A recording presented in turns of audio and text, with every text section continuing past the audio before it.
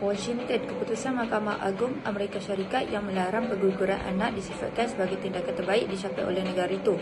Keputusan tersebut mendapat bantahan sehingga protes dilancarkan hingga 50 bandar di Amerika Syarikat.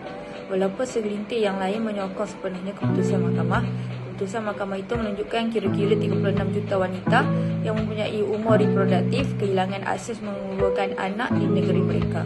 Itu berdasarkan penyelidikan dari Planned Parenthood, iaitu sebuah organisasi penjagaan kesihatan yang menyediakan perkhidmatan itu. Walaupun isu memecahkan belahkan rakyat Amerika Syarikat, tinjauan Pew mendapati 61% dewasa mengatakan pengguguran anak adalah sah, manakala 37% mengatakan ia menyalahi undang-undang. Kes Mahkamah Roe v. Wade 1973 menyaksikan Mahkamah Agung memutuskan undian 7/2 mengenai hak wanita Amerika Syarikat hak mutlak menggugurkan kandungan semasa 3 bulan pertama kehamilan. Dalam konteks Malaysia, tidak terdapat satu peruntukan undang-undang yang khusus bagi mengawal aktiviti pengguguran ini sebagaimana yang terdapat dalam Abortion Act 1967. Hubungan antara pencegahan dan hak janin untuk hidup. Pengguguran dianggap sebagai satu jenayah. Berdasarkan seksyen ini, pengguguran dilihat sebagai satu jenayah homicide kerana ia dilakukan dengan sengaja. K.D. Gaul 1985 501 dan tidak boleh dikategorikan sebagai miscarriage. Perbuatan ini adalah satu kesalahan yang tidak boleh diterima dan melampaui norma-norma yang sepatutnya kerana mempunyai unsur kezaliman. Hukuman berbeza dikenakan mengikut umur janin. Hukuman diperuntukkan bagi kesalahan yang menyebabkan keguguran anak yang sudah bersifat adalah lebih berat berbanding dengan anak yang belum cukup sifat. Iaitu dikatakan oleh Anita 2000. Hanya pengguguran terapeutik dibenarkan. Kebenaran melakukan pengguguran menurut Seksyen 312 terturut kepada syarat-syarat dalam keadaan yang tertentu sahaja seperti dinyatakan sebelum ini, iaitu yang pertama, kehamilan yang mengancam nyawa ibu. Contohnya, ibu menghadapi penyakit yang kronik sehingga membahayakan nyawa ibu dan juga membahayakan nyawa anak, maka dibolehkan untuk menggugurkan anak tersebut. Yang kedua, kecacatan janin yang teruk. Anak itu menghadapi kecacatan yang menyebabkan dia akan sukar untuk meneruskan kehidupan, maka diharuskan. Seterusnya, ibu mengalami gangguan mental yang teruk. Ibu menghadapi gangguan mental yang teruk kerana telah dirogol ataupun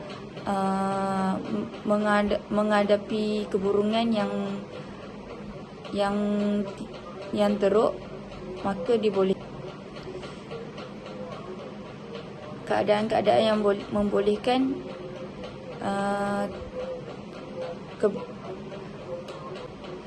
kebenaran melakukan pengguguran menurut Seksyen 312 adalah kehamilan yang mengancam nyawa ibu, kecacatan janin yang teruk, dan ibu. Justifikasi perundangan dan perubatan yang dinyatakan di atas didapati sedikit berbeza dengan pendapat ahli Islam fiqh. Ahli fiqh Islam bersepakat mengharamkan pengguguran janin selepas 4 bulan. Al-Qardawi 1980 berdasarkan hujah yang kuat. Janin yang telah bernyawa dikira sebagai satu jiwa manusia yang haram dibunuh tanpa sebab yang dibenarkan oleh syarak. Omar 2001. Hal ini kerana ia sudah dianggap individu yang dihormati di sisi syarak menurut Muhammad Naim 1996, yang termasuk dalam kategori al-nafs seperti firman Allah dalam surah Al-Isra ayat 33, Al-Maidah ayat 32.